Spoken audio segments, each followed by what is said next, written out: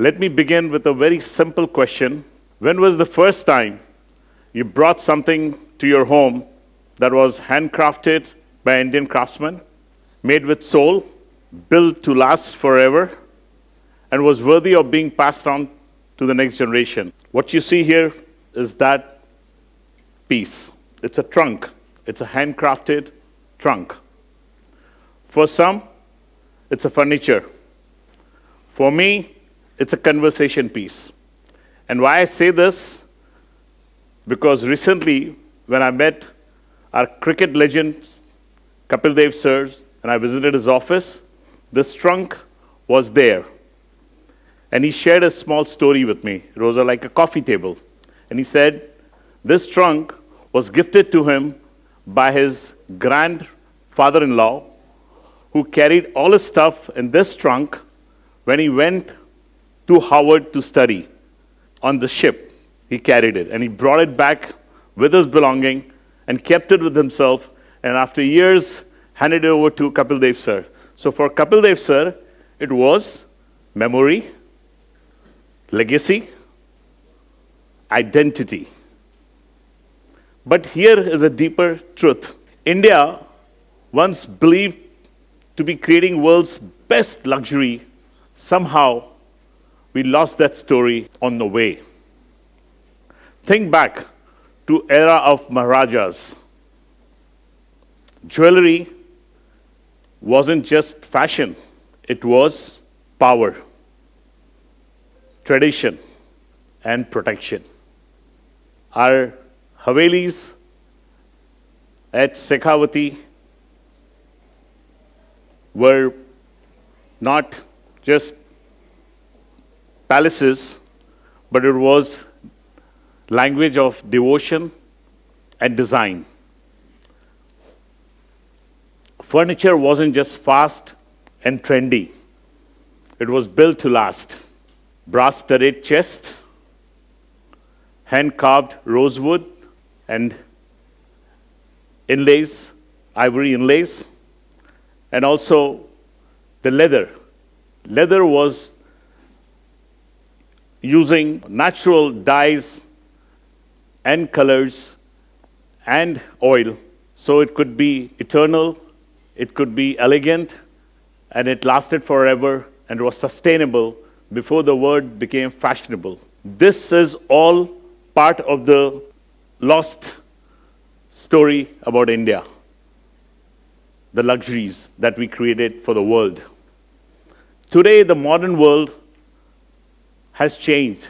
It's about fast luxury, fast fashion, fast furniture. Click, swipe, buy, replace, landfill. The sofa that looks beautiful does not last more than 2 years. Plastic-coated chairs have no soul. The connect between us and the environment is disturbed because of our current luxury.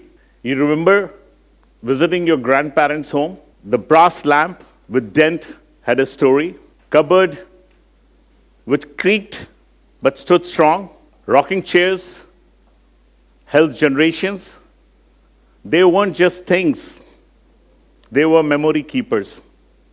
That is true luxury. Today, we are very concerned about the environment.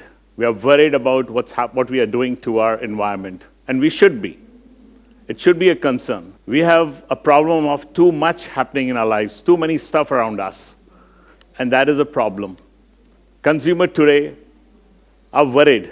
They are concerned about, and they are talking about sustainability. Sustainability has become a big word. Consumers today are looking for options. They are looking for unique ways of buying. They want to connect between buying what they are buying. They are looking at creativity. They are looking for culture. They are looking for skill, workmanship. So where do we go from here? Well, we talk about responsible luxury. We buy beautiful products which are useful and they are timeless. Imagine giving your child a chest or a trunk that does not just have clothes, but also family stories.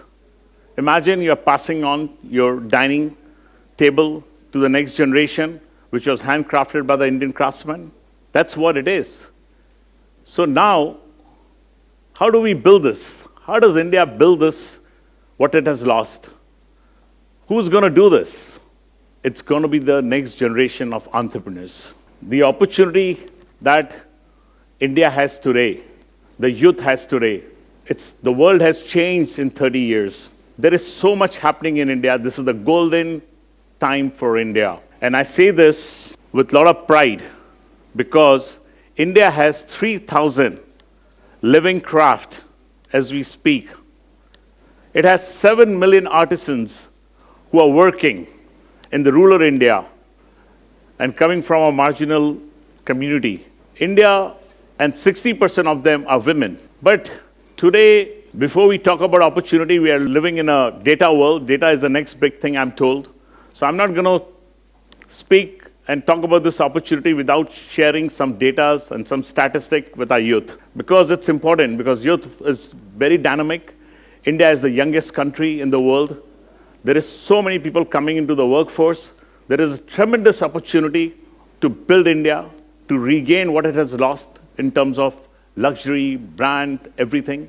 But we must get our data right. So I'm going to speak first with my data. In 2024, just to give you an example, India contributed around 4.5 billion global handicraft market, approximately 40,000 crores. Looks great, right? It sounds beautiful. 40,000 crores worth of exports we did in handicraft. It gets better for the young entrepreneurs who wants to join and build India. And this is where the exciting comes, numbers. Look at the world's size. It's 1,100 billion. I hope you understand.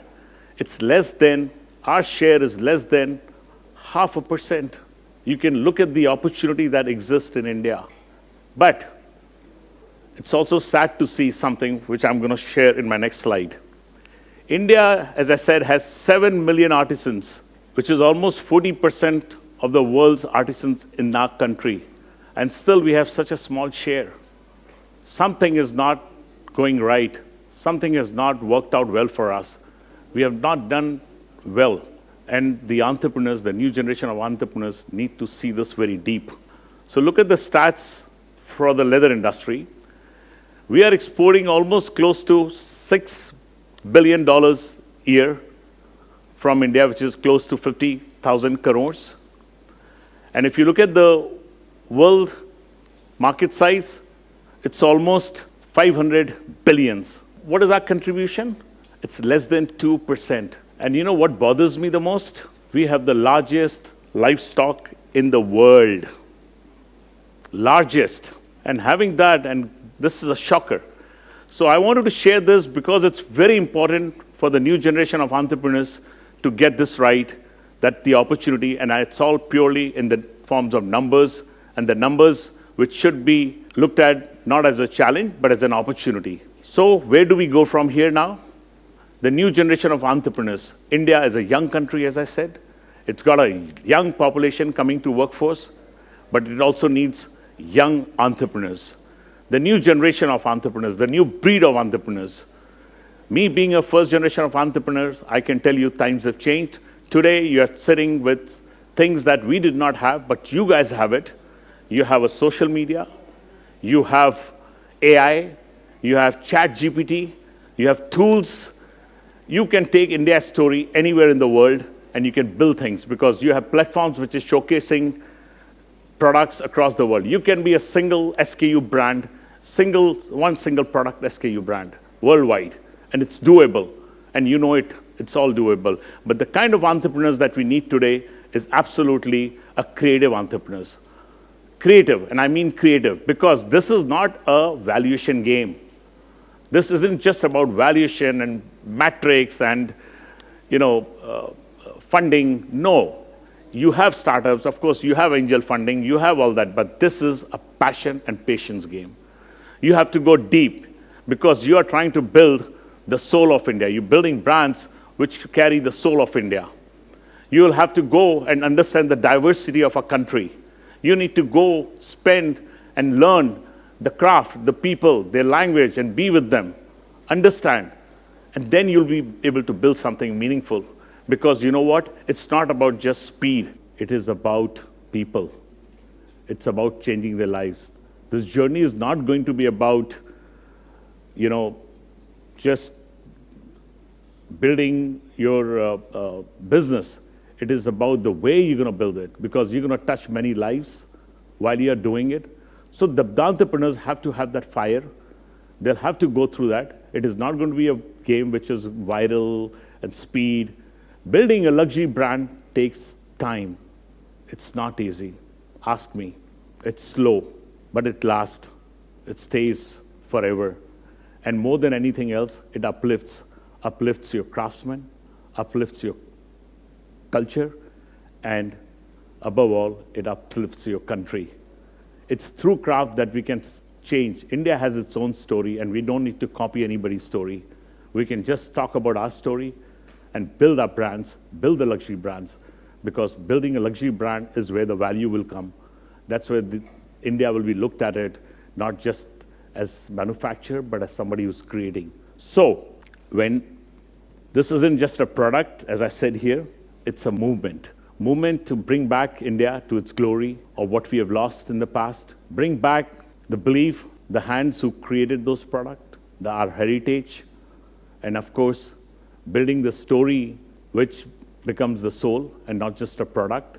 So next time, when you buy something for your home or for your wardrobe, please ask, is it fast or is it forever? Is it trendy or is it timeless? Is it a product or is it a story with a soul? Let's build India. Let's build it slowly, one story at a time. Thank you.